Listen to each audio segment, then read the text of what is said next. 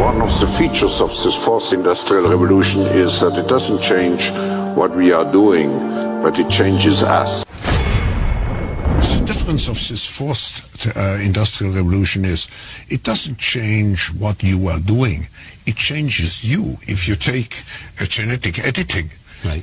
Just as an example, it's you who are changed. Yeah. And of course this has a big impact on your identity. Yeah. Editing your genes? Cool.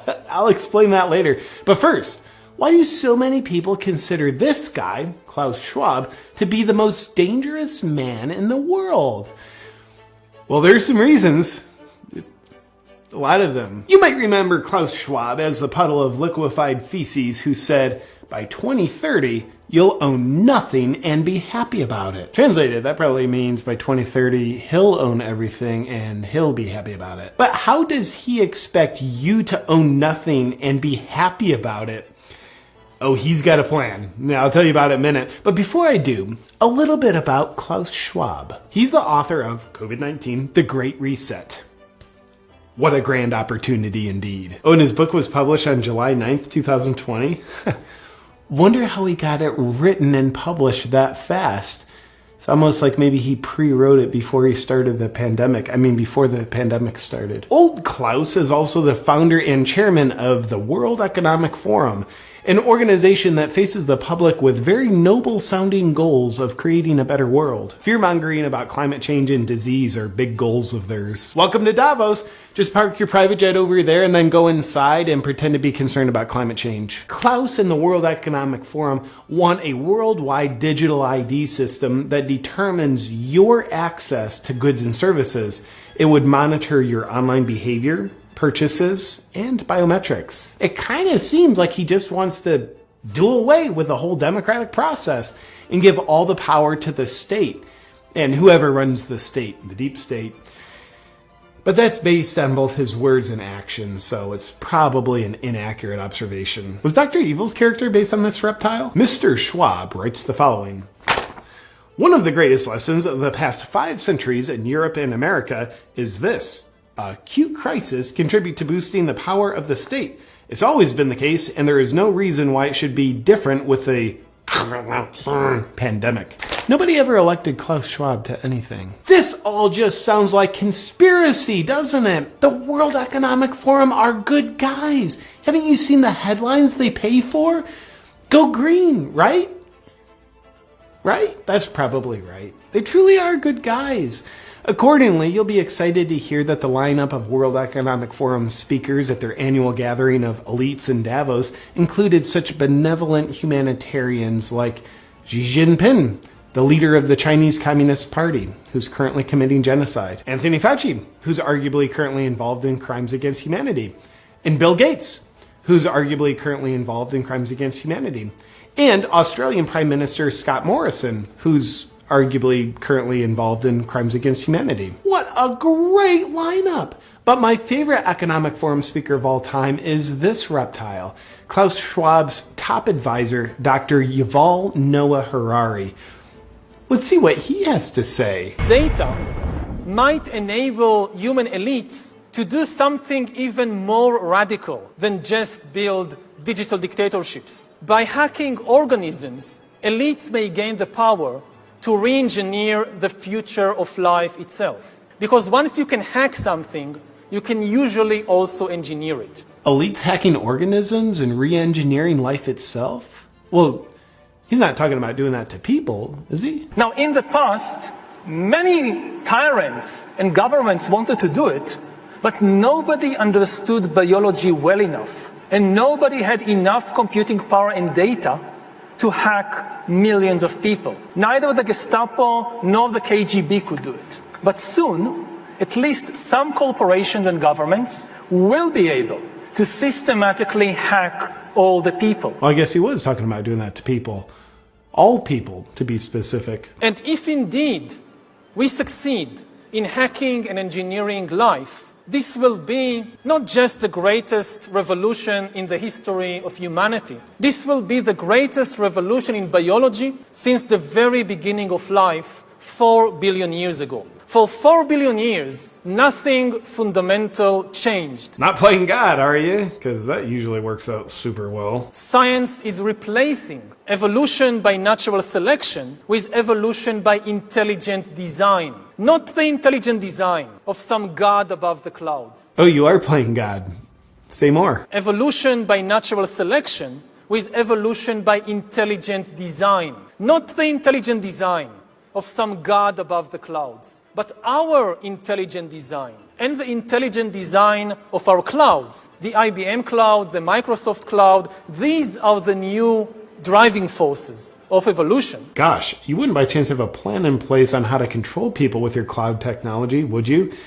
And that plan isn't by chance already being implemented, is it? Today, we have the technology to hack human beings on a massive scale. Oh, so you could implement it. In this time of crisis, you have to follow science. It's often said that you should never allow a good crisis to go to waste. Sounds familiar. And I guess you are implementing it already. Didn't anyone bother telling this guy not to say any of this out loud on camera? It's a lot of evidence. Surveillance, people could look back in 100 years and identify the coronavirus epidemic as the moment when a new regime of surveillance took over, especially surveillance under the skin. My brain, my body, my life, does it belong to me or to some corporation or to the government or perhaps to the human collective? This guy's revealing the whole plan. He's gonna ruin it. The World Economic Forum, out for the good of humanity. You'll own nothing, not even your own DNA. We have our way. Now for some additional fun facts about Klaus Schwab and the World Economic Forum.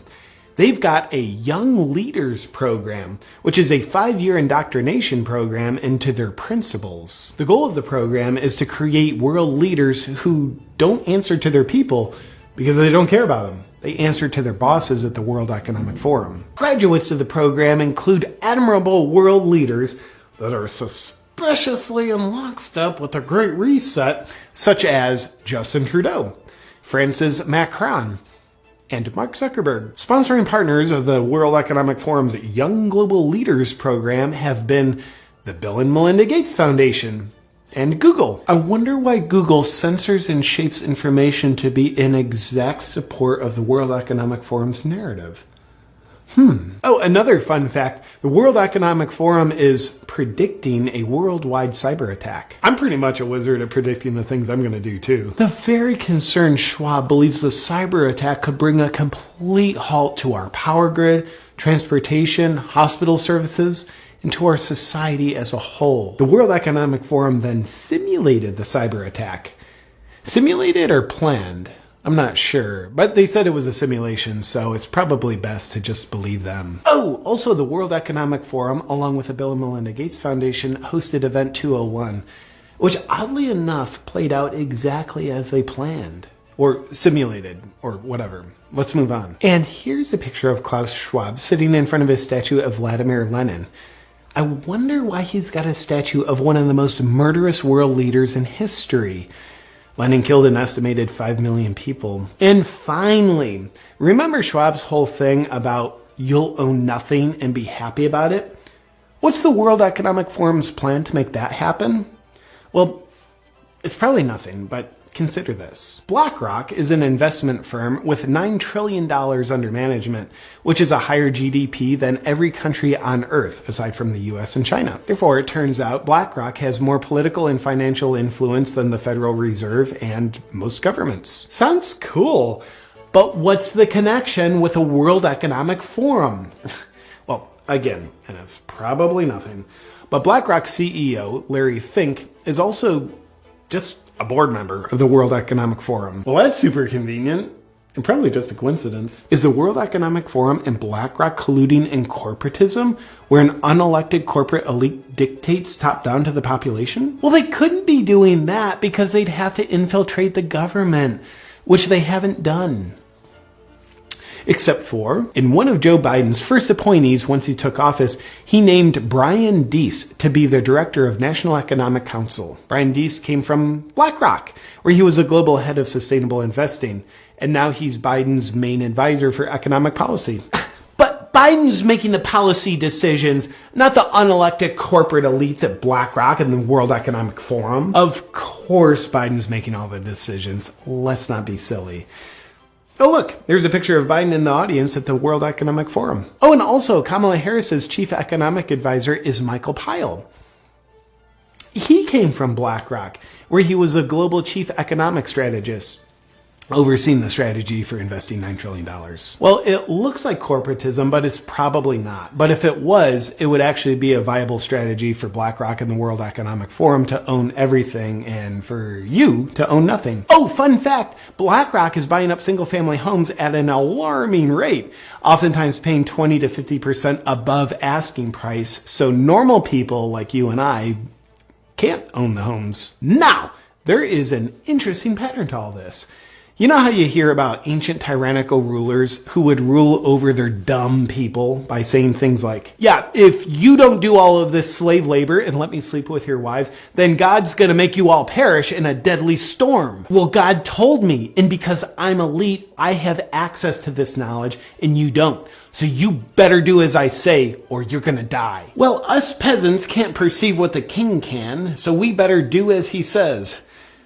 Go ahead and bang my wife. And thank you for doing it for my protection, King. Good old fear-mongering, a predictable pattern as old as time itself. But with Klaus and the World Economic Forum, it's climate change is gonna kill you, disease is gonna kill you, and a cyber attack's gonna get ya. So you better do as we say, or you're gonna die. I don't know, the weather looks pretty good to me. Why don't you ever smile, Klaus? You look like a sociopath. No, you don't understand. We elites have access to knowledge that you don't. So you better listen to us or you're gonna die. Same old fun pattern of fear-mongering. They know of the scary problems and only they have the solutions. So listen up or you're gonna die. Gotcha, Klaus. Nothing new here.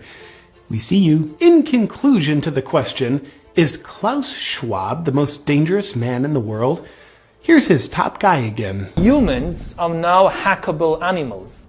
You know, the whole idea that humans have, they have this soul or spirit and they have free will and nobody knows what's happening inside me. So whatever I choose, whether in the election or whether in the supermarket, this is my free will, that's over. Free will, that's over. It will indeed be over. If you outsource your thinking to outside influences and take the easy way out by choosing obedience over bravery. Doing so makes you very susceptible to being manipulated by fear. And if this happens, you will fail at remaining a free, sovereign individual. But here's how Schwab and his friends, who sociopathically never smile, fail at their Great Reset, and you succeed at remaining a free, sovereign individual. Be guided by your own critical thinking and what your heart and soul knows is right.